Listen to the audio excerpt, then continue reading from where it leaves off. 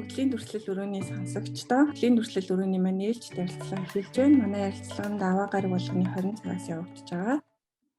За тэгээ өнөөдөр бидний сэдэв болохоор data storytelling-ийн тухай ярилцахаар бэлдсэн байгаа. Тэгээд манай зочноор MMCG судалгааны компани судалгаа хөгжил хариуцсан захирал Даваас Сүрэн оролцож байна. Ингээд бидний урилгыг хүлээн авсан танд маш их баярлалаа. За баярлалаа. Сонсогчдоо, оролцогчдоо орой мэндийг хүргэе. Тэгээ сая танилцууллаа, намайг Даваас Сүрэн гэдэг MMCG манайх маркетингийн болон нийгмийн судалгааны судалгаа зөвлөх үйлчилгээний компани байгаа. Компани судалгаа хөгжил хариуцсан захирлаар ажилладаг. Ерөнхийдөө миний мэргэжил бол статистикч, эдийн засагч мэргэжилтэй. Ер нь статистикийн судалгаа, одоо дата анализ чиглэлээр ажилладаг мэргэжлийн хүн байгаа.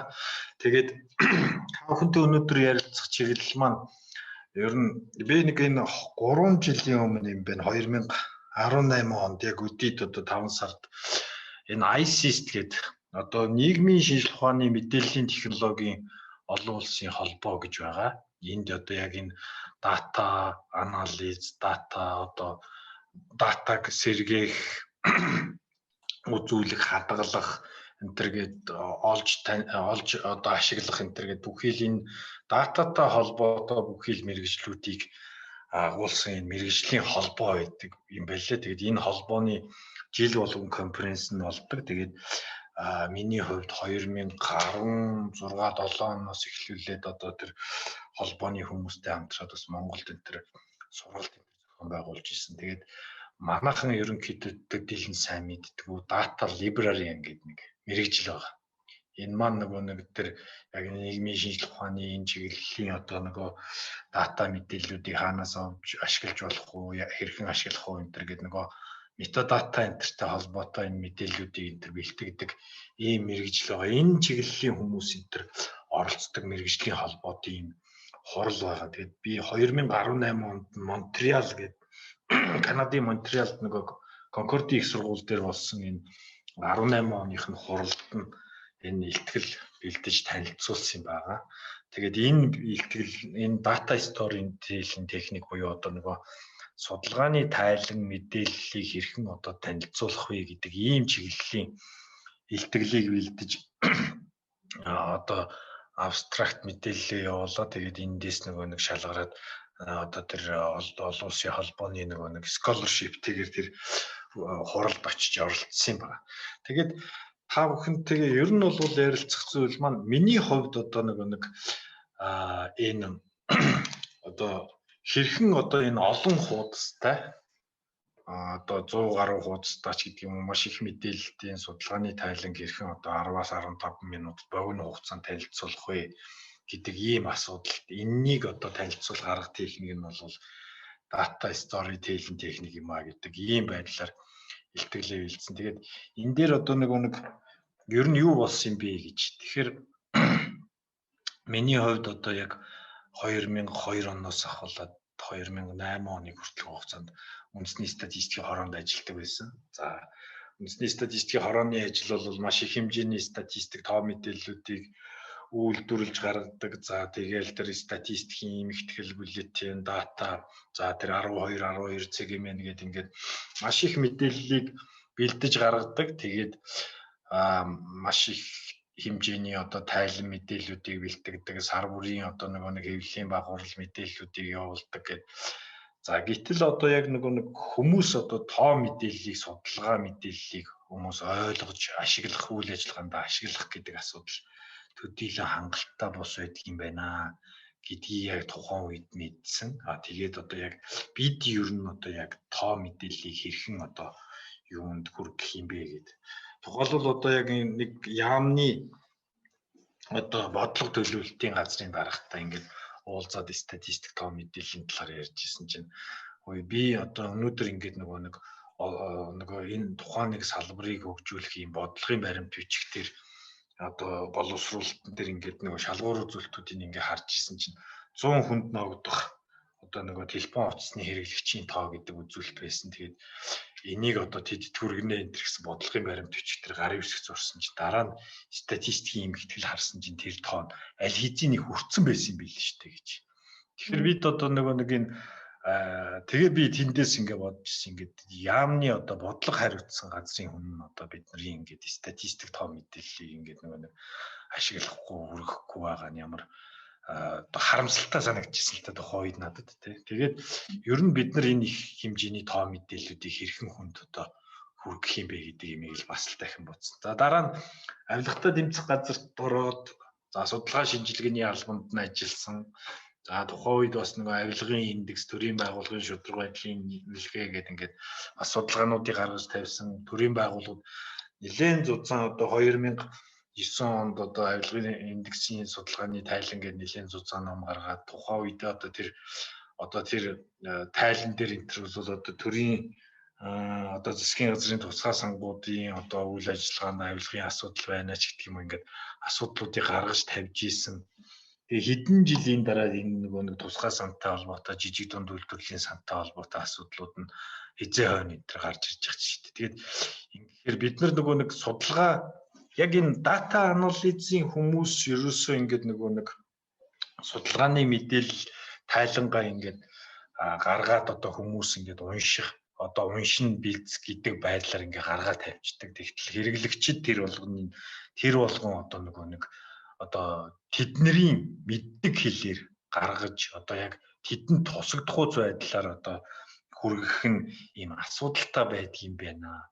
За тэгээд дараа нь 2012 оноос хойш ингээд авилгатай тэмцэх газрын дараа MMCG компани дээр ингээд ажилласан. За энд бол харьцангуй бас нөгөө захиалагч байгууллагууд нь одоо судалгаа захиалж хийлэгдэг. Тэгэхээр яг одоо хэрэгтэй зүйлдээ анхаарал хандуулж байгаа болохоор судалгаан дээр одоо нэг анхаарал хандуулах байдал нь бол ач холбогдол өгж байгаа байдал нь бол сайн байсан. Гэхдээ одоо жишээл тухайн үед гарч ирсэн асуудлууд бол за одоо маркетингийн судалгаан дээр жишээлбэл за захирлуудын зөвлөлийн хурал танилцуулнаа, хөрөнгө оруулагчдын хурал танилцуулнаа. За ингэхэд 15 минут өгөгдсөн шүү гэдэг ч юм уу. Хамгийн дээд нь одоо 25 минут та судалгааныхаа тайлбарыг танилцуулна шүү гэж одоо хэлдэг байсан. Тэгэхээр бид бол судалгааны хүрээнд маш их хэмжээний дата мэдээлэл цуглуулсан. Тэгээд энэ их мэдээллээ одоо хэрхэн одоо хүмүүст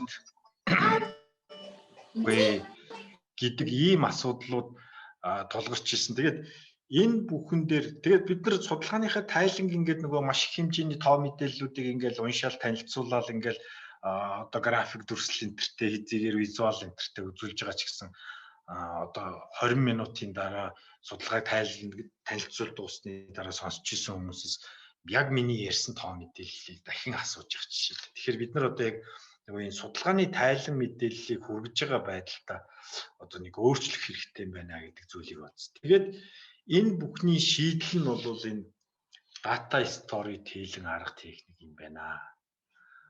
Одоо энэ арга техник data storytelling гэдэг маань ерөнхийдөө яг энэ нөгөө бидний одоо судалгаагаар олж мэдсэн тэр дата мэдээллүүдээс яг цаад одоо санаа insight гэж яриад байдаг. Тэр утга санааг яг мэрэгжлийн бос хүмүүст гэж байгаа.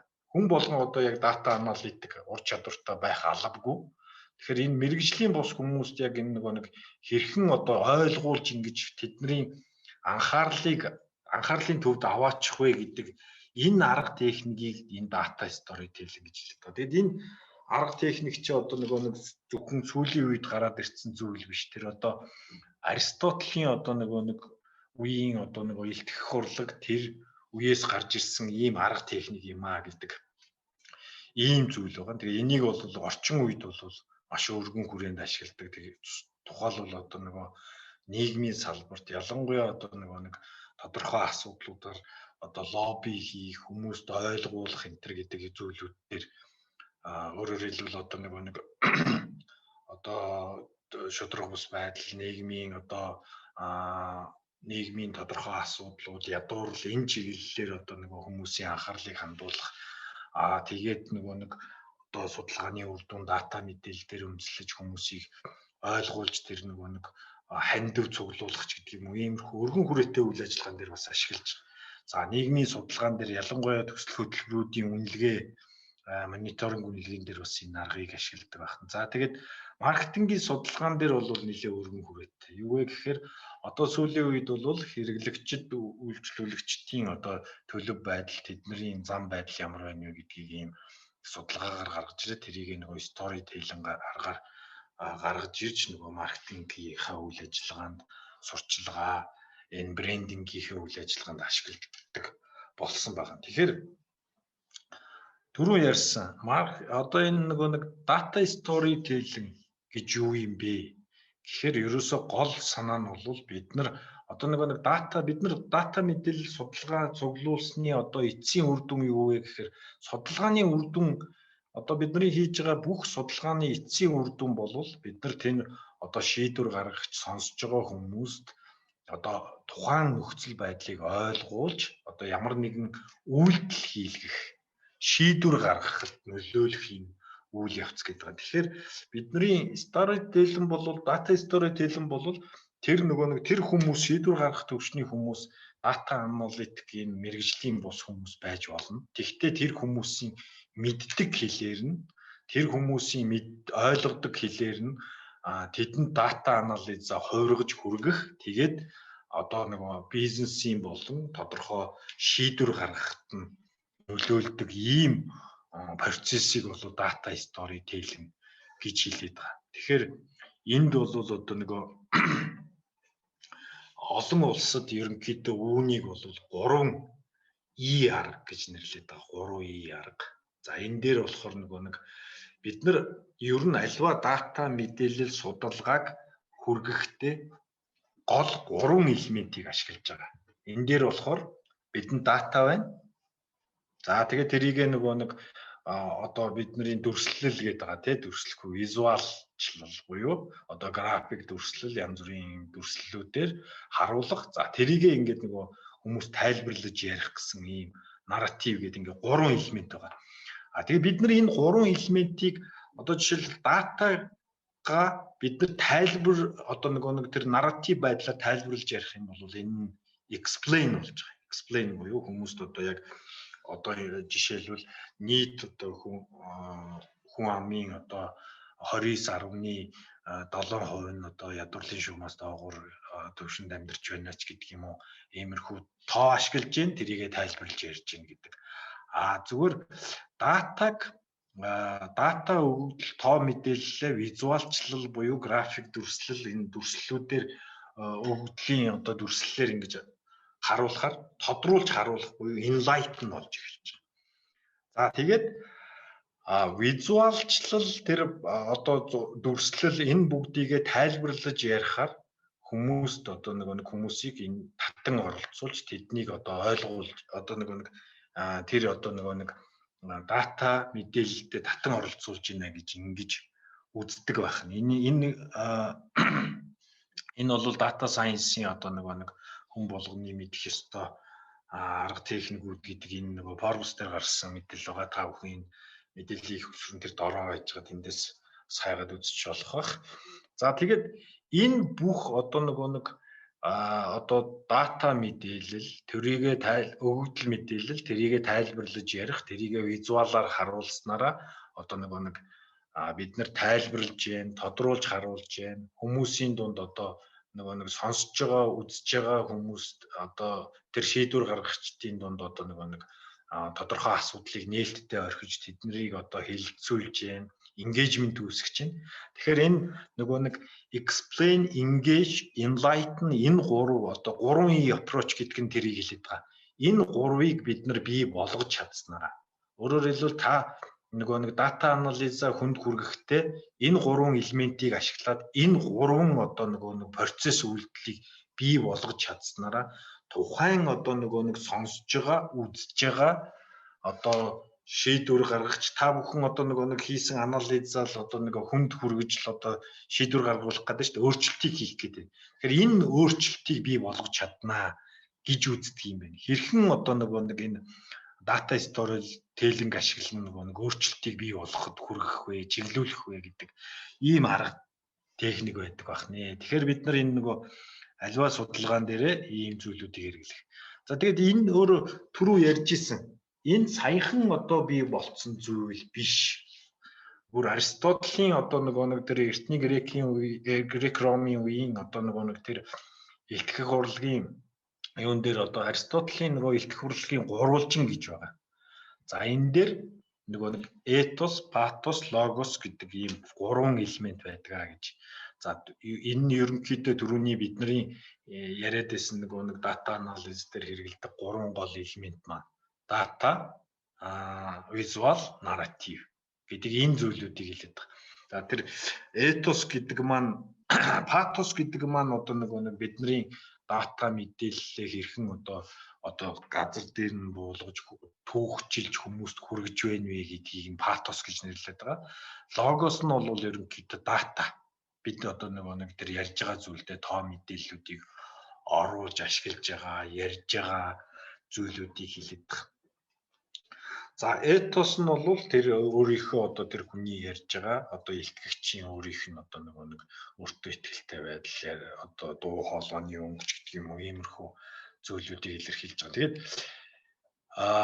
энэ ийм байдаг юм л да. Бид одоо яг нэг за та ингээд нэг data analysis хийгээд энэ судалгааны үр дүнгээ одоо хүмүүс тайлагнаж тайлбарлаж байгаа, нийгэмд одоо өөрчлөлтийг гаргаж ирэхийн тулд тодорхой чиглэлээр data analysis хийчихэд жишээлбэл одоо юу гэдгийг гэр бүлийн хүчирхийллийн асуудлаар ч гэдэг юм уу эсвэл тодорхой одоо нэг хүүхдийн одоо сурах орчин одоо энэ юуны цахим хичээлийн, теле хичээлийн нөхцөл байдал ямар байна вэ гэдэг юм уу анализ судалгаа хийжлээ энийг олон нийтэд хүргэж танилцуулж байгаа гэж бодъё л. Тэгэхээр энэ тохиолдолд түрүүний хэлсэн гурван элемент байгаа. Этос, патос, логос буюу одоо дата, за тэгээд story, тэр нэг visual enter гэдэг зүйлүүдийг ямар харьцаатай ашиглавал илүү үр дүнтэй байдгийм бэ гэдэг дээр нэг анализ хийсэн. Та бүхэн тэр доор нэг номны нэр байгаа. Storyteller Secret буюу одоо тэр одоо энэ илтгэгч нарын түүх ярьж байгаа хүмүүсийн одоо нууц нь юу вэ гэдэг энэ Кармен Галло гэдэг хүний бичсэн ном байгаа. Энэ номон дээр тэр энэ Брайан Стивенсон гэдэг хүний одоо нэг We need to talk about injustice гэдэг одоо бид шудраг ус байдлын талаар ярилцах цаг нь болж байгаа гэдэг энэ илтгэл одоо дотор нь хийсэн анализыг энэ номон дээр байдгийг. Тэгээд яагаад нөхөр энэ Кармен Галло энэ нөхрийн одоо илтгэлийг сонгож авсан бэ гэхээр TEDx чинь бол маш богино хугацаа 23 минутанд байдаг лөө дээ. Илтгэлээ танилцуулах ёстой. Энэ илтгэлээ танилцуулж явах хугацаанд мань хүн одоо энэ асуудлыг гаргаж тавьж ярьснараа тэрийг нь шууд одоо дамжуулсан энийг сонсч ирсэн хүмүүсээс энэ Брайан Стивенсоны одоо мань хүний хийдэг одоо тэр актив одоо төрийн бус байгууллага тэр шудраг ус байдалтай тэмцдэг тэр байгууллагын үйл ажиллагаанд нь маш их хэмжээний хандив орж ирсэн байна. Тэгээд энэ нөхрийн ярьсан яриа одоо секунд тутамд л хичнээн долларын хэдэн сая долларын юуг олж ирсэн байна. Хандивыг бий болгож хэдэн зуун мянган долларын.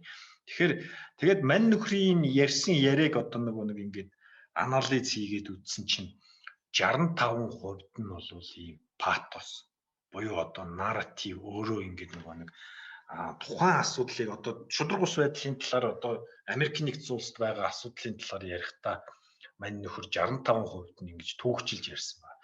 Одоо та бүхэн энийг яг YouTube дээр энэ дараа нь хайгаад үзээрэй. Мань нөхрийн ярьсан яриан дотор одоо жишээ нь намайг хүүхэд байхад би эмээтэйгээ хамт амьдардаг байсан. Манай хороолт ийм байдаг байсан гэдэг ингэж өөрийнхөө түүхийг яриангаа за 25% нь тэр логос буюу бидний датагаа ашиглаж байгаа. Энэ дотор яг над шиг ийм амьдралтай тухайн үед Америкийн нэгдсэн улсад тэдэн мянган хүүхэд, тэдэн сая хүүхэд байсан юм аа гэж ингэж түүх яриангаа тэр дотроо дата лог одоо өгөгдлүүдэд оруулаад за тэгээд зөвхөн 10% нь л мань нөхрийн одоо этос буюу спикерийн ярьж байгаа хүний өөртөө итгэлтэй байдал энэ байдал ашиглагдсан байна гэж ингэж үзэж байгаа. Тэгэхээр бид ерөнхийдөө цааш энэ альва ийм маш их хэмжээний тоо мэдээлэлтэй өгөгдөлтөө ийм тайлан аналитикуудыг хүнд хүргэхдээ энэ одоо нэг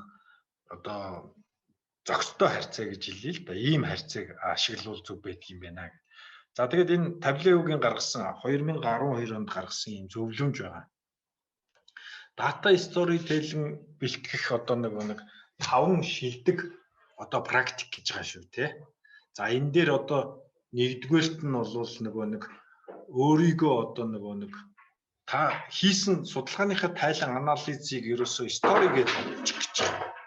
Тэгэхээр нэг story чинь альва түүх өгүүлэгч нь одоо нэг ийм бүтцтэй байдаг шүү дээ. Эхлээд одоо танилцуулдаг те, дөрүүдээ танилцуулдаг. За тэгээд эхлэл хэсэг, за тэгээд өрнөл хэсэг, гол хэсэг нь яваад, за тэгээд төгсгөл хэсэг буюу тайлал хэсэг гарч ирдэг те. Тэгэхээр эхлээд одоо нэг дөрүүдээ танилцуулаад, за тэгээд болж өнгөрсөн зүйлээ яриад, юу болоод юу олж мэдэв гэдгээ хэлээд төгсгөл хэсэгтэр нь гол conclusion дүгнэлтүүд нь гарч ирж байгаа жишээтэй. Тэгэхээр ийм дарааллаар бодоо. Өөрөөр хэлбэл хоёр дахь зөвлөмж нь бол таны одоо энэ анализ одоо нэг тайлан чинь одоо яг л ийм story шиг явах хэрэгтэй гэж. За тэгээд дараа нь гурав дахь зөвлөмж нь биднэрт их хэрэгтэй. Ер нь бүх хэсэгтэр те. Энэ гурав дахь нь бол та өөрийгөө киноны найруулагч гэж бодож байгаа гэж байна. Тэгээд яг энэ үеийг, энэ дүрслэлийг, энэ одоо санааг үзэгчдэд, сонсогчдод хүргэх үедээ за дуу дүрс нь бол таны тайлбар нь ийм байх хэрэгтэй. Та ийм график дүрслэлийг ашиглаж явах хэрэгтэй. Цаанаа ийм зураг байх хэрэгтэй гэдэг ч юм уу. Ингэж байдлаар нэг тайлангаа тэр дата анализа тэгж бэлтгээрэй гэж байна. За тэгээд мэдээж сонсогч, үзэгч нартаа ойлгомжтой хэлээр нь тэрийгэ гаргаараа. За тэгээд 5 дугаарх нь бас нэг төгсгөлд нь оролцож байгаа, сонсож байгаа энэ хүмүүсийг тэр анализда, тайландаа татан оролцуулаарай. За тодорхой одоо шууд ийм хилцүүлгүүдийг өрнүүлж үлдээгээрэй гэдэг. Тэгээ жишээлбэл кино зохиол энэ төр дээр бид нар зарим зүйлүүд дээр кинонууд дээр ингэдэг шүү дээ. Дуусахтаа одоо нэг ойлгомжгүй тодорхойгүй энэ төр дуусчдаг кинонууд энэ төр байдаг шүү дээ. Тэгэл одоо үзэгч нар нь одоо энэ яг юу болсон бол яасан бол энэ төр гэдэг ч юм уу те. Тэрэн шиг зарим нэгэн одоо жишээлбэл та хэлэх гээд байгаа тэр судалгаанаас гарч ирсэн гол findings, анализ үр дүнгуудээ одоо хилүүлэхэд хүргэсэн бүх аналитик юмнуудаа тайлангийнхаа явцад хэлэнгүүт яг тэр дүгнэлтийг магадгүй тэр сонсож байгаа хүмүүсээр хэлүүлэх хэрэгтэй байхгүй тий. За өөрөөр хэлбэл төгсгөлд нь сонсож исэн хүмүүсээс энэ бүгдээс дүгнэхэд яг ийм болоод байгаа юм биш юм уу?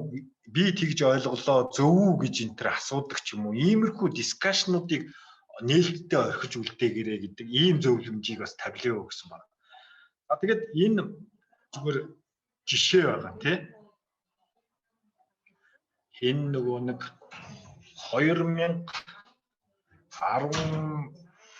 2017 онд хийгдсэн баха. Энэ хүн амын сангаас хийсэн одоо эмэгтэйчүүдийн эрүүл мэнд амьдралын туршлагын судалгаа гэдэг. Ерөнхийдөө эмэгтэйчүүдийн эсрэг хүчирхийллийн судалгаа. Тэгээ ийм стори маягаар ингээд бэлтгэсэн.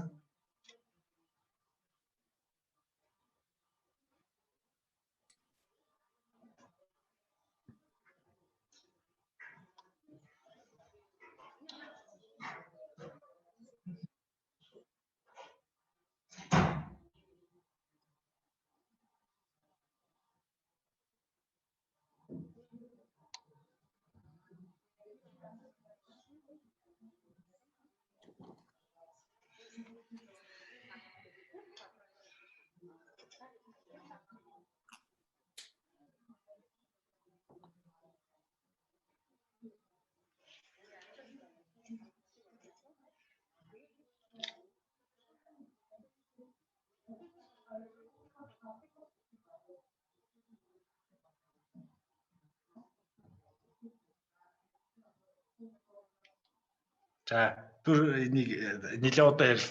Тэгэхээр энэ дотор нэг энэ эмэгтэйчүүдийн одоо нөгөө нэг эсрэг хүчирхийллийн тухай анхны ийм тоон болон чанарын судалгаа хийгдсэн маш их хэмжээний мэдээлэл цуглуулагдсан. Энийг одоо нөгөө нэг зүгээр ингээд нөгөө оролцож исэн судалгаанд нь явсан хүний дүрээр нь ингээд нөгөө нэг яриулаад гаргаад ингэнгээ одоо өөрийнхөө түүх историйг ярингаа нөгөө судалгааны нөхцөл байдал юмнуудаа ингээд ярьчихж байгаа.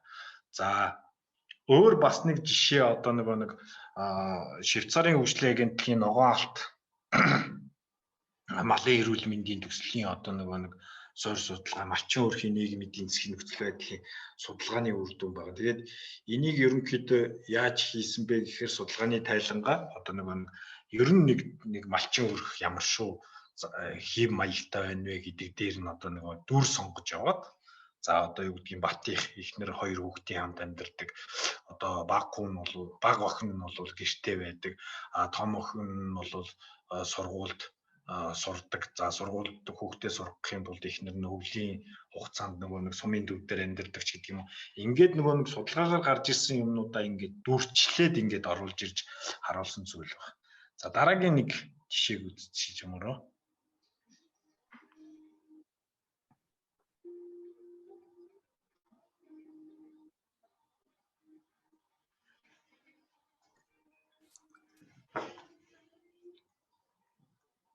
За жаараа би нэг юуныхээ дууг чангалаадах.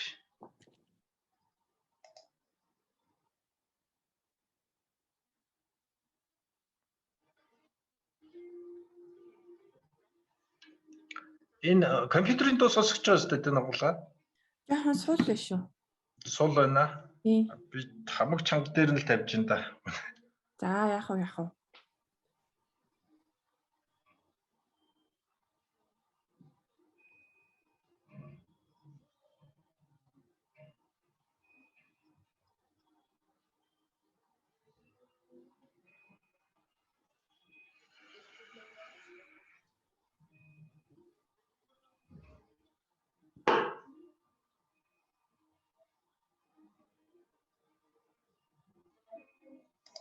За энэ дээр энэ 3 дахь жишээ нь болохоор ерөнхийдөө энэ манай компаниас хийдэг MMCG компаниас хийдэг энэ медиа атлас судалгаа гэх синдикат судалгаа. Синдикат судалгаа гэдэг нөгөө нэг судалгааны байгууллага өөрсдөө хийгээд нөгөө нэг зарж борлуулдаг ч юм уу сурчлагын зорилгоор ашигладаг. Ихэнх нөгөө судалгааны байгууллагын судалгаануудсан захиалагчийн юм дээр хийдэг бол энэ бол өөрсдөө хийж байгаа судалгаа. Тэгээд энэ дээр одоо нөгөө нэг 9 төрлийн 300 гаруй мэдээллийн хэрэгсэл за тэгээ амьдралын хэм маяг монголчуудын ингээд маш их өргөн хүрээний мэдээлэл байдаг.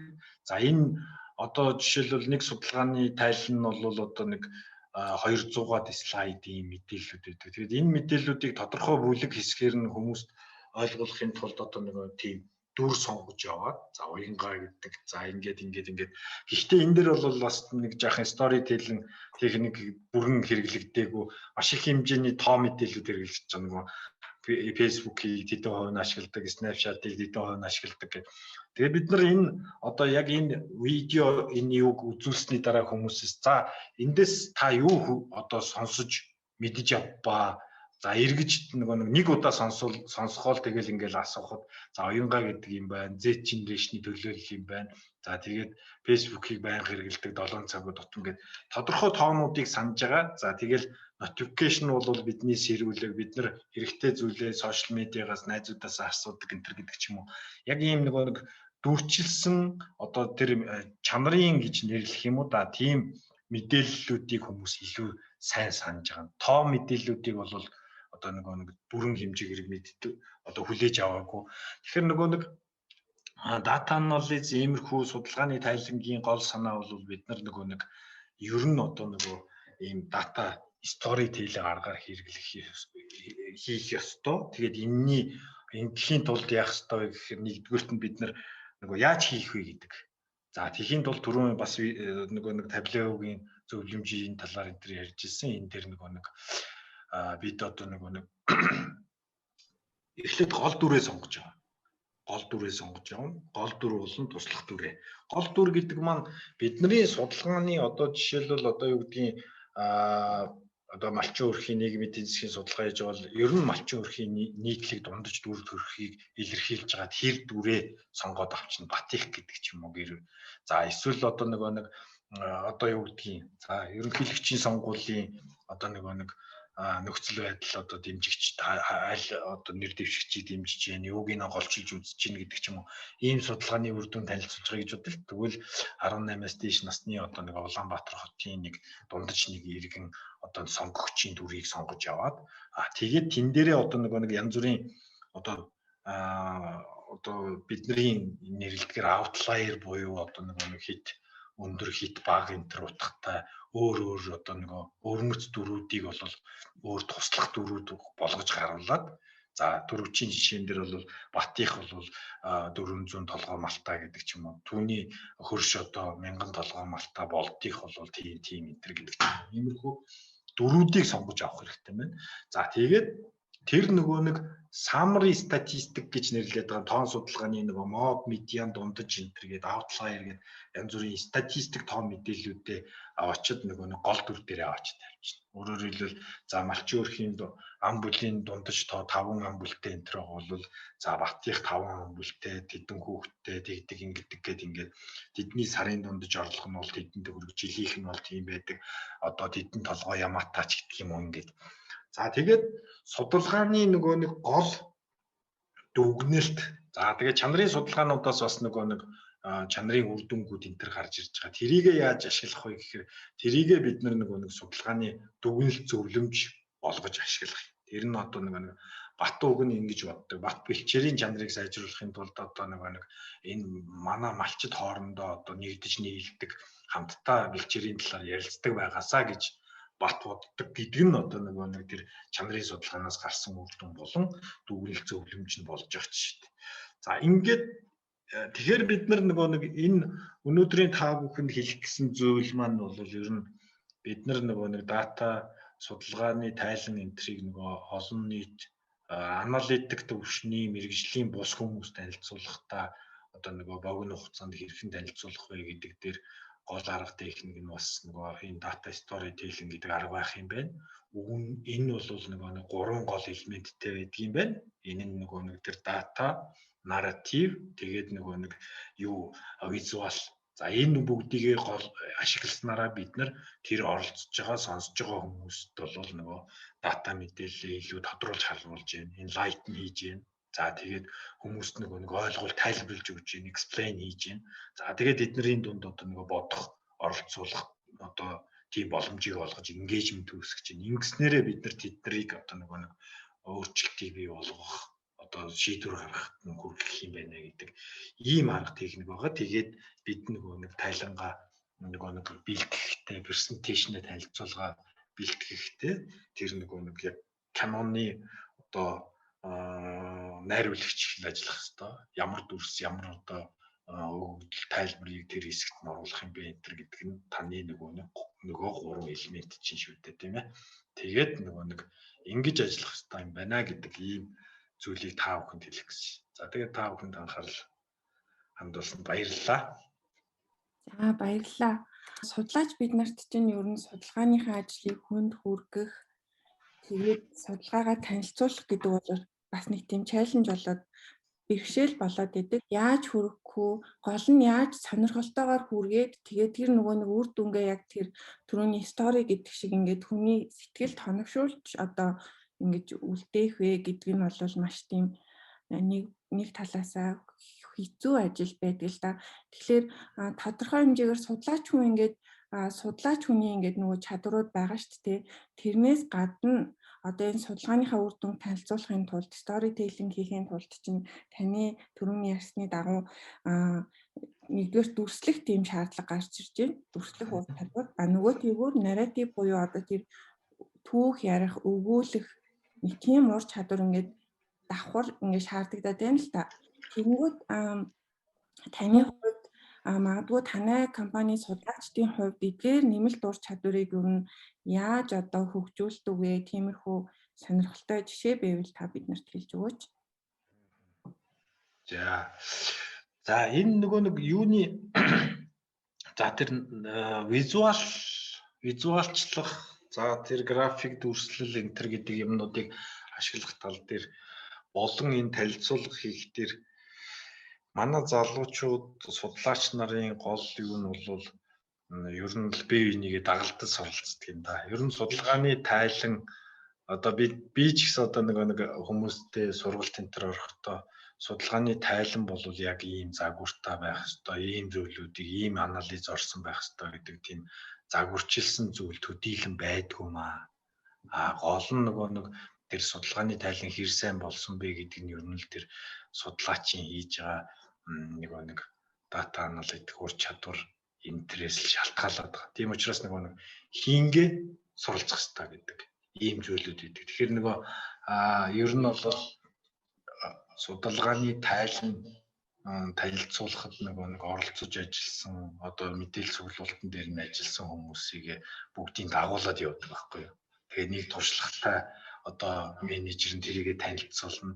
Ийм үр дүн дээр нь ингэж ярих хэрэгтэй гэдэг юм биш үү?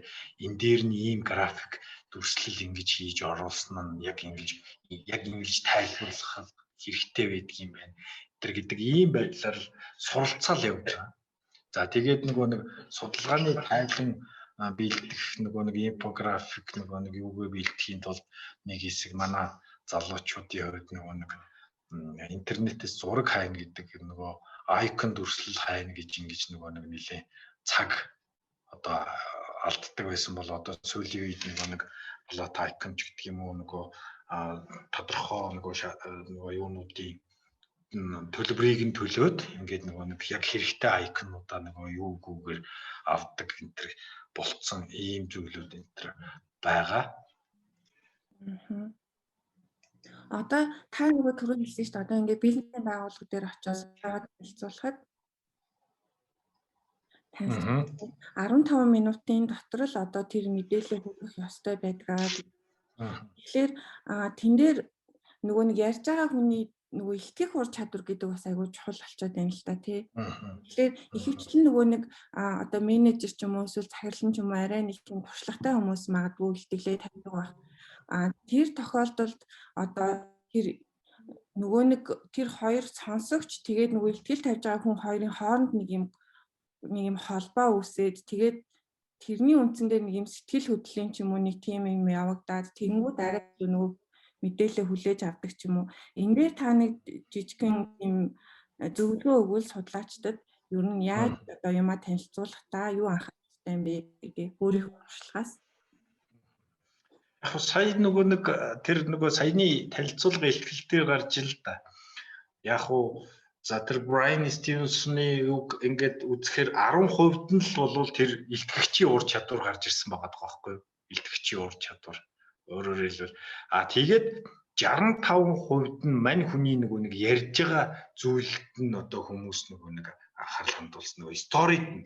Өөрөөр хэлбэл тэгэхээр хэлэх гээд байгаа зүйл нь ер нь та ингээд судалгааны тайлан ингээд бэлдсэн зүйлээ тийм стори болгох. Өөрөөр хэлбэл тэр хүмүүсийн өөрөөр хэлбэл одоо бид нар жишээлбэл нэг бизнесийн байгууллага дээр тухайн одоо бүтээгдэхүүн үйлчилгээнийх нь хэрэглэгчийн зам төлөвийн талаар судалгаа хийгээд тэрийг нь тайлбарлаж байгаа гэж бодъё л та тий. За одоо энержи дринкийг бол тэдээс тэдэн насны тийм залуучууд уудаг. За тэд бол одоо сургууль дээр одоо олон цагаар хичээл давтаад шалгалтанд бэлдсэн учраас ингээд сэргэх гэж уудаг ч гэдэг юм уу. Ингэж одоо хэдэн хувийн тэгж уудаг энэ төр гэж тоо ярихаасаа илүүтэй одоо за даваа сүрэн тий Монгол Улсын их сургуулийн 4-р курсын оюутан тэр одоо давхар ажил хийдэг ингэдэг тэр одоо энэ жил өсөж байгаа тэр тийм мэргэжлэр тэгдэг ингэдэг гэдэг судалгаагаар гарч ирсэн юмнуудаа ийм дүрд оруулангуутлаа тэгингээ тоонуудаа хэлээд явчих жоох давхар. Яг энэ шиг тийчнээ оюутан байдаг ч гэдэг юм. Тэгээд яриад дуусны дараа хүмүүс асуулт асуухтаа хүртэл тэгдэг сонсогч нар.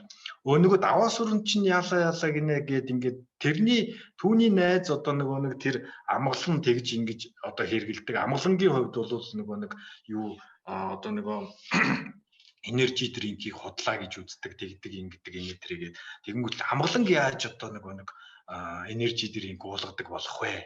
Тэргээд ингээд дискашнууд нь ингээд бодиттой болоод эхэлж байгаа. Тэгэхгүй одоо ийм стори энтер хэрэглэж ингэж тэр хүмүүсийн мэддэг хэлгээр дүрсэлж ингэж ярихгүй болохоор тоо ярихаар ингээд хүмүүст нэг юм хоосон сонсогддог.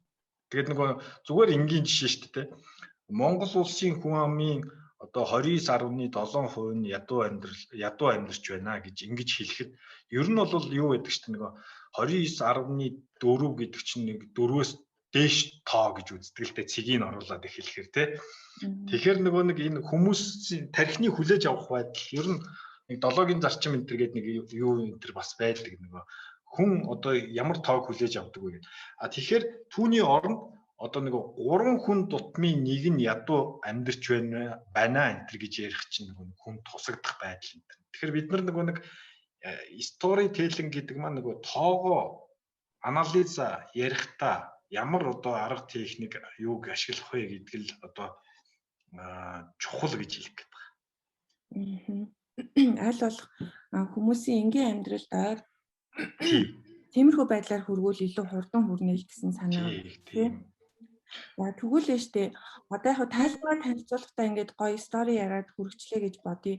Тэгэх юм бол яг тайлан дээр бол тийм стори төдийлөн бас бичдэг тийм юу байдгүй ч гэж магадгүй байдаг ч гэж магадгүй. Гэхдээ одоо тэр тайлан чи ингээд нэг 40 хуудас ч юм уу 60 хуудас ч юм уу юм тайлан байлаа гэж бодъё л доо. Тэгвэл тэр олон хуудас тайлангаа яаж хүмүүсийг ингэж уншуулах хуудас байлгах вэ? Тэрэн дээр одоо ямар техникүүд ашиглах вэ?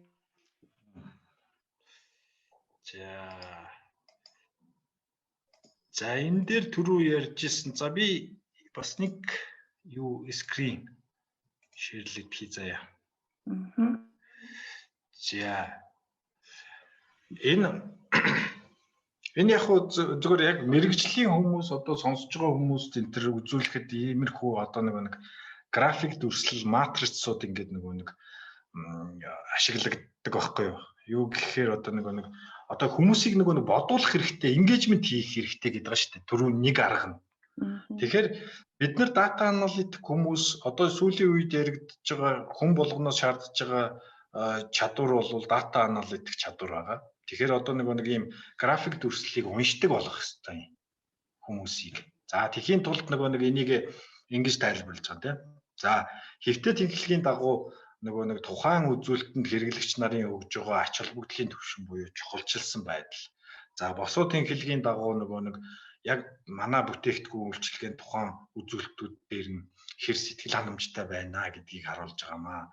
За тэгэхээр бид нар одоо яг аль одоо энэ дөрвөн одоо квадрант дөрвөлжинүүдний яг аль руу нь анхаарлаа хандуулж ажиллах ёстой вэ гэл ингээл нөгөө сонсож байгаа менежерүүдээс тэгээ яагаад гэж асуудаг байхгүй тий.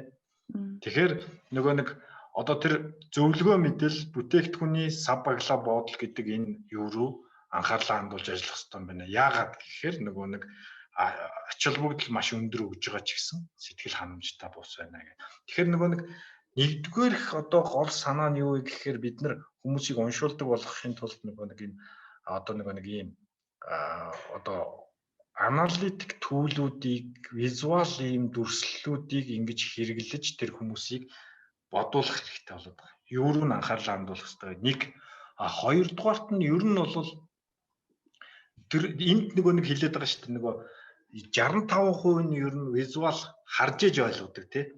Тэгээд 5% нь өөртөө хийж үзэж энтер гэдэг ингээд нэг иймэрхүү зүйлүүд байгаа. Тэгэхээр нэг ер нь бол энэ бидний график дүрслэл энтер бол бас нэг тодорхой одоо нэг энгийн хэлбэрт оруулж харуулахаас гадна хүмүүсийг жоохон бодуулах хэрэгтэй шүү гэдгийг нэгд хэлж байгаа. Хоёрдугаарт нь бас та бүхэнд хэлэх гээд байгаа зүйл нь ер нь сүүлийн үед бүгдээрээ мэдж байгаа нэг энэ icon дүрслэл нэг ашиглах нь маш чухал ач холбогдолтой хүмүүс шууд ойлгогддог.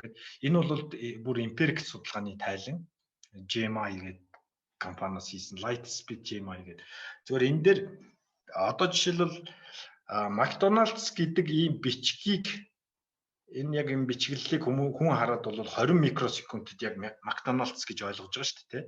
Тэгтэл нэг энэ логог болохоор 5.7 микросекундэд McDonald's гэж ойлгож байгаа. Тэгэхээр бид нар ер нь энэ судалгааны тайлан энэ юмнуудаа нэг хүмүүст илүү ойлгомжтой уншуулдаг болгохын тулд одоо цагт бол visual learner л гэдэг байгаа шүү дээ 65%. Тэгэхээр энэ нэг visualчл маш чухал гэж хэлэх. Тэгээд визуал руу ороод ирэхээр чинь бас л нөгөө судлаачдад бас нэг нэмэлт ажил бас гараад ирж байгаа гоё. Түрүүний айконоо хайж болохоос тэгмүүд жишээ компани дээр визуал дүрслэл хийдэг эсвэл одоо тайлангийн нөгөө нэг өнгө дизайн нэтрийг гаргадаг тусдаа дизайнер байдаг уу эсвэл тухайн судалгааг хийсэн судлаачид өөрсдөө тэн дээр ажиллах нь илүү үр дүнтэй байдаг уу? Ер нь яг тухайн судалгааны тайлан бичиж байгаа судлаач нь өөрөө тэр визуал дүрслэл тэр нөгөө нэг дизайна хийх нь илүү үр дүнтэй байдаг л да. Нөгөө яг хэлэх гээд байгаа зүйлийг чинь илэрхийлж гаргаж чадж байна. Тэгэд бүгдээрээ мэддэг шүү дээ. Нөгөө табло ч юм уу нөгөө бэлэн бэлтгэсэн ийм дашбордууд байдаг тий. Янз бүрийн програм энтер дээр ERP системийн ч гэдэг юм уу бэлэн визуалчлалууд байдаг. Тэгээд тэрийг харахаар зарим одоо нөгөө нэг дүрслэл энтер нь яг тухайн юугээ сайн илэрхийлж чадахгүй энтер зүйлүүд энтер байдаг шүү дээ. Тэгэхээр нөгөө нэг ер нь яг тухайн асуудлаа ойлгож байгаа хүн яг нэг энэ дээр нэг ийм дүрс тавьчвал наадах чинь шууд хэлэх гээд байна да энтер гэл нэг тэгэл тэр дүрсээ хайгаад л баг одоо 2 цаг 3 цаг ганцхан дүрс хайгаад л энтер ганцхан зураг хайгаад л ингээл юу яачдаг юм бас байдаг л да эднэрийн туршлагууд. Тэгэхээр та нар бас нөгөө нэг яадаг байх л та судлаач та одоо бэлтгэхдээ ийм визуал юмыг одоо ингэж ашиглавал зүгээр одоо иймэрхүү өнгийг ашиглавал зүгээр ч юм уу эсвэл нөгөө танай өөрсдийн брендинг юуч бас байдаг байж магадгүй одоо ихэвчлэн ийм өнг ашигланаа ч юм уу тиймэрхүү юмнар байгаа юу? Тий нөгөө саяны одоо юун дээр өнгийг хэрхэн хослуулах вэ энэ гэдэг нөгөө өнгөний ийм тойрог энэ байдаг шүү дээ. Тэгэнгүүт чинь тэндээс нөгөө одоо баг юу шиг дүрм энтер шиг болцсон байгаа шүү дээ. Одоо судалгаанд оролцогчдын хүйсийн бүтцийг харуулж байгаа бол одоо цэнхэр өнгөтэй бол эрэгтэй л байх хэрэгтэй тий. Ягаан болон улаан өнгөтэй байвал эмэгтэй байх хэрэгтэй. Бараг ингээд нөгөө бид нар одоо нэг судалгааны тайлан уншиж байгаа хүмүүсийг нөгөө нэг ер нь бол бас нэг ийм дүрэн байдаг нөгөө тайлан дээр хэрэглэгдэж байгаа өнгө дүрслэлүүд нь эхнээсээ нэг ингээд тогтчих хэрэгтэй. Тэгээд нөгөө нэг үзэгч аудиенсүүд чинь яг тийм өнгө гараад ирэхээр тэрийг илэрхийлж байгаа гэдэг ингээд нөгөө нэг сураад авчдаг. Тэгэхээр дунд нь нөгөө өнгө мөнгөө өөрчилж болохгүй гэдэг нэг ийм зарчим байх жишээтэй. Дээр нь нөгөө нэг одоо контраст нөгөө нэг одоо хоёр харьцуулсан юмнууд байгаа шүү дээ. Огт одоо зөвшөөрсөн, зөвшөөрөөгүй гэдэг ч юм уу энийг илэрхийлэхийн тулд ямар өнгөтэйгөө эсрэгцэж харуулдаг. Ямар өнгөтэйгөө нөгөө нэг хоршоож одоо нөгөө нэг хөрш байдгийн энэ гэх мэтлэнгийн тэгэл нөгөө нэг энэ дүрслэл энтер дээр бол ийм зүйлийг одоо нөгөө нэг одоо айкон дүрслэл нь хэрэгтэй мó, бодит дүрслэл нь хэрэгтэй мó, за тухайн графикийн суурьнд нь бэкграундд нь зургийг оруулж өгөх хэрэгтэй юм уу энтер гэл ингээл нөгөө нэг зохимжтой зөвлөмжүүд байдаг л та манай ажилтнуудад зориулсан.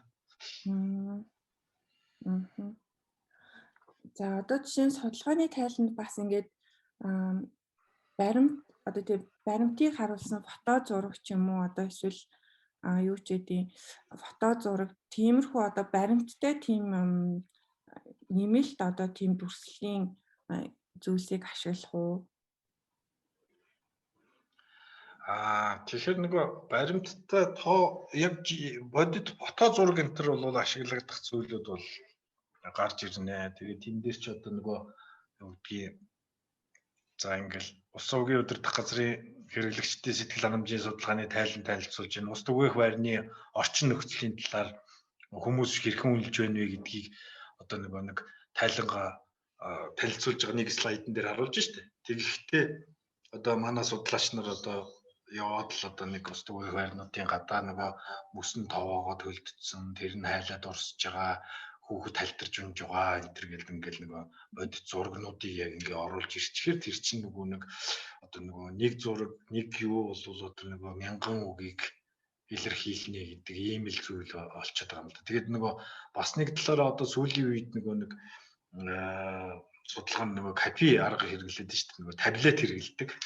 Тэгээд таблетаар нэг судалгаа авах чинь нөгөө аудио рекординг хийж байна. Тэгээд нөгөө видео бичлэгч хийж байна, зурагч авчиж байна тий.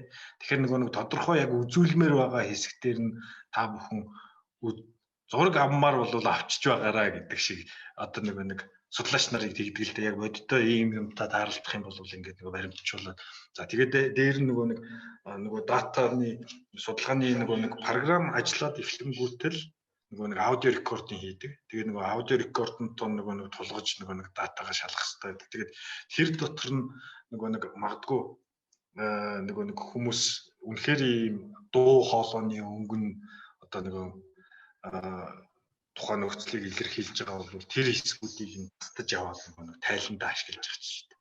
Тэгэхээр нэг дуу хоолой асуудлыг илэрхийлж байгаа зураг хүний хийлж байгаа одоо дууны өнгө энэ төр хүртэл одоо чанарын өгөгдөл болоод ашиглагдчихж байгаа шүү дээ.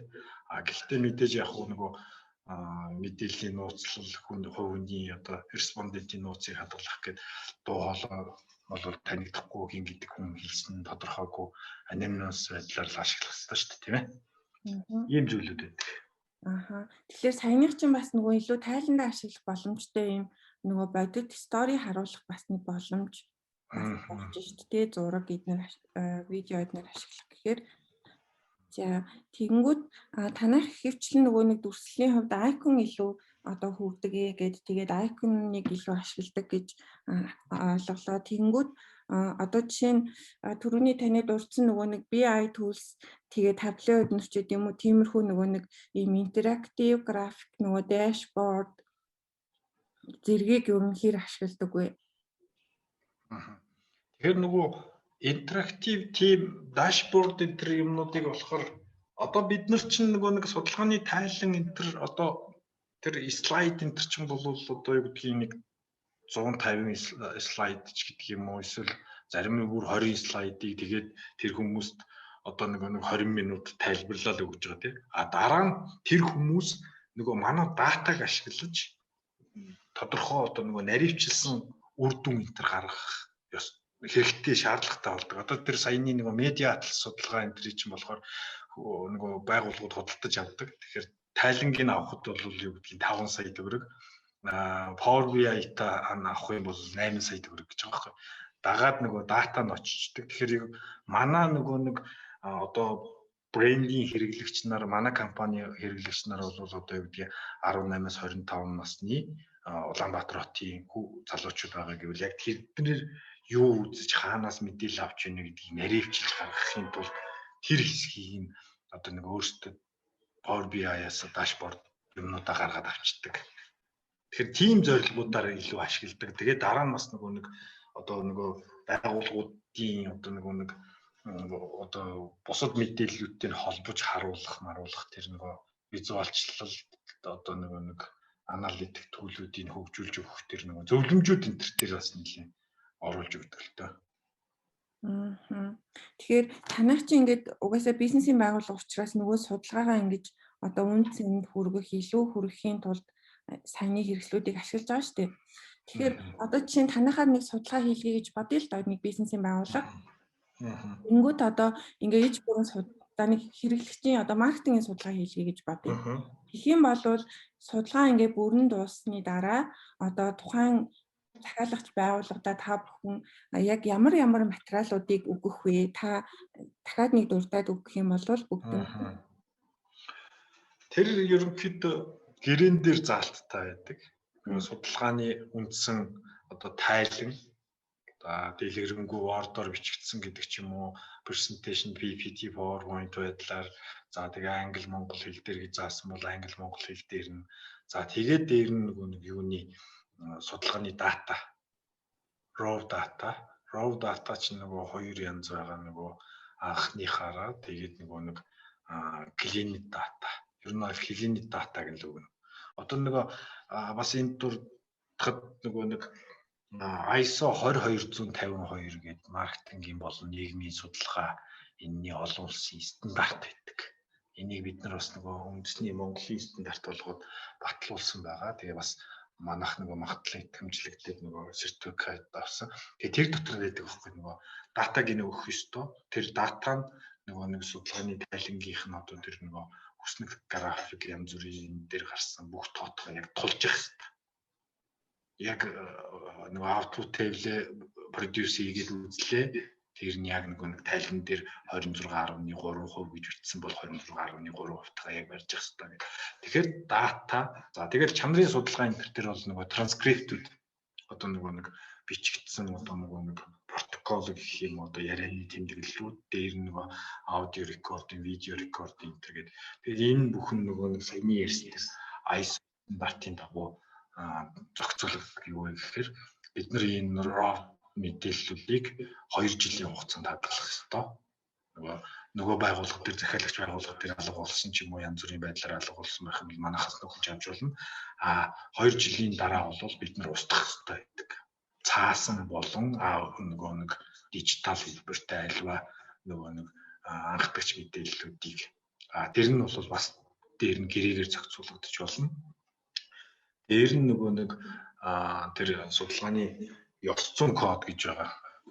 Ёс зүйн код энтрээр бол бид нөгөө одоо энэ даваа сүрэн Улаанбаатар хотын Баян зүрх дүүргийн дэдгүүр хорооны хэдийн тоод амьдардаг тийм хүн гэж датаг хүлээлгэж өгөхгүй. Өгөх мэдээллүүд нь дандаа нөгөө анонимус байх хэрэгтэй. Нөгөө шууд хүнийг нь таних боломжгүй байдлаар ингэж нууцлж ID кодтой энэ өгөх хэрэгтэй гэдэг ийм стандартууд байдаг. Тэрнийхээ дагуу ажилладаг. Тэгээ гэрэн дээр юу гэж заасны яа. Одоо яг судалгаа танай үйлчлүүлэгч байгууллагын хүмүүс жишээ нь ямар төрлийн одоо тэр судалгааны эцсийн бүтээгдэхүүнийг ямар төлөөр авахыг илүү хэрэглэж илүү сонирхдаг вэ? Жишээ нь зөвхөн одоо товчхон PPT-ийг илүү ашигладаг байж магадгүй эсвэл нөгөө нэг бүрэн тайлангийг унших сонирхолтой байдаг байж магадгүй зарим хүн нь эсвэл зарим хүн зүгээр нэг юм илүү дүрслэл тал руу юм харах нэгдэг байж магадгүй зүгээр хандлага нь ямар хөө байдаг бол. Ер нь бол одоо манай захиалагч хамтарч ажилладаг байгууллагууд чинь юу нь бол олон улсын байгууллагууд, төрийн байгууллагууд байгаа.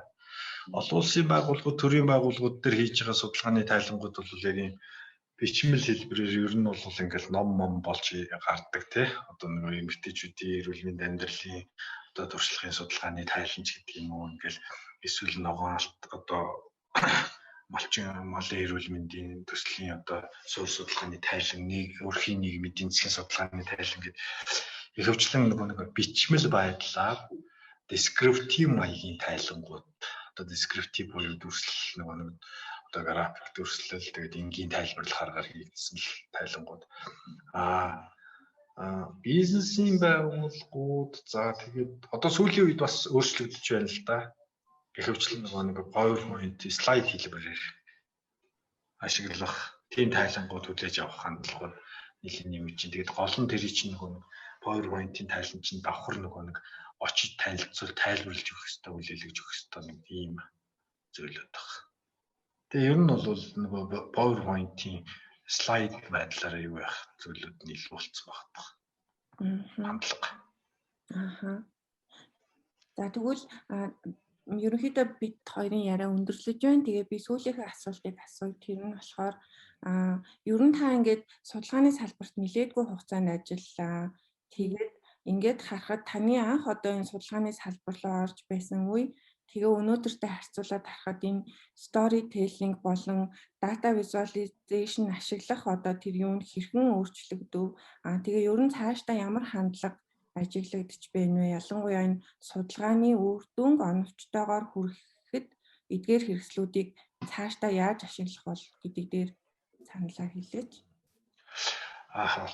Мэдээж нөгөө нэг одоо чи би чи 2002 онд статистикийн газар ажилд ороод явжлаа. Тэгээд тэр үеийн одоо нөгөө датаны тайлан визуалчлал энэ бол маш өөр одоо нөгөө програм хангамжийнхаа төвшөнд чиглэл бол хөгжөөд өөрчлөгдөд ирсэн зүйлүүд байна тий. Нөгөө Excel-ийн л ядаж одоо Microsoft Excel, PowerPoint-ийн дүрслэл энтрийн одоо хэрхэн өөрчлөгдөж байгааг бүгдээрээ харж байгаа тий.